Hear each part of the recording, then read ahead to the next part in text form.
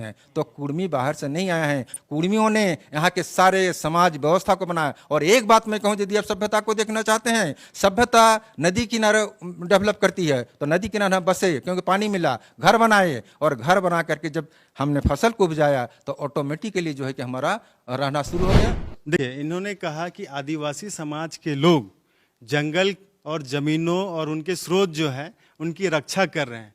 अब गांव मेरा है, हम उसके जनजाति हैं, और 18 जिला में हम हैं, तो हमसे ज़्यादा वो संरक्षित कर रहे हैं या हम कर रहे हैं? हम आपको कंजर्व करते हैं, हम इस जनजातीय परिवेश का भूख को मिटाते हैं, क्योंकि जनजातीय परिवेश वर्क डिस्ट्रीब्यूशन में काम करता है, और वर्क डिस्ट्रीब्यूशन का सबसे बड़ा पार्ट है खेती। अगर खेती नहीं रहेगा तो लोग खाएगा क्या? और खेती करने वाला एक ही जनजाति है जो मूल रूप से करता है, वो ढोंड़ है, वो है कुर्मी, और बाकी लोग का तो अपना वर्क। वो बहुत रूढ़िवादी है, बहुत ठेठ है।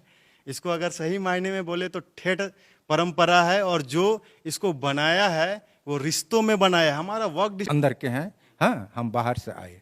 तो इस संबंध में मैं ये कहना चाहूँगा कि करम राजा को हमारे उरांव कम्युनिटी में, जो कि एक रांची के पश्चिम साइड में बसी हुई है, वो उनको जाना कब, जब वे मध्य प्रदेश से मुगलों के आक्रमण से वे माने अपने अस्तित्व को बचाने के लिए चले, और रोहतासगढ़ में करम राजा ने उन्हें बचाया। लेकिन करम राजा की पूजा हमारे यहाँ सदियों से हो रही है। हमने करम राजा हमसे रिलेटेड है। उसका एकमात्र कारण है कि करम राजा में जब फूल चढ़ाया जाता है, दोहाई करम राजा में, वो धान की पत्ती, वहाँ गेंदे का फूल नहीं चढ़ाया जाता है। और करम के जितने भी गीत हैं वो इतने प्राचीन हैं, उनको कहना नहीं है। कहने का मतलब है कि ये कम्युनिटी बाहर से आकर जो यहाँ पर जिन्होंने प्रणयन किया उत्सवों का, रिवाजों का, उसको अपनाया। अब रही बात मुंडा इनसे पहले के हैं, लेकिन मुंडा के बारे में एस.सी. रॉय ने क्या कहा है, करम फेस्टिवल और मुंडा के बारे में कौन सी पुस्तक? एक पुस्तक है, the Mundas and their country, Sharad Chandra Roy ने 100 साल पहले लिखी है। उसमें ये करम फेस्टिवल पर लिखते हैं, द फेस्टिवल रेल रोको हुआ, उसमें हमारे 3 डिमांड थे।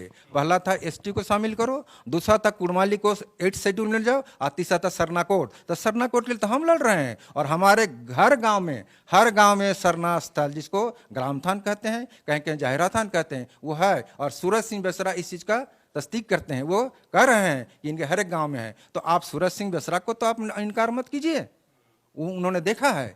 तो ये सारी बातें हैं। उसके बाद हम संथालों की बात पर आते हैं। संथालों की बात पर ये जो किताब है, बंगला और बंगाली में जो लिखा गया है, उसको मैं थोड़ा पढ़ के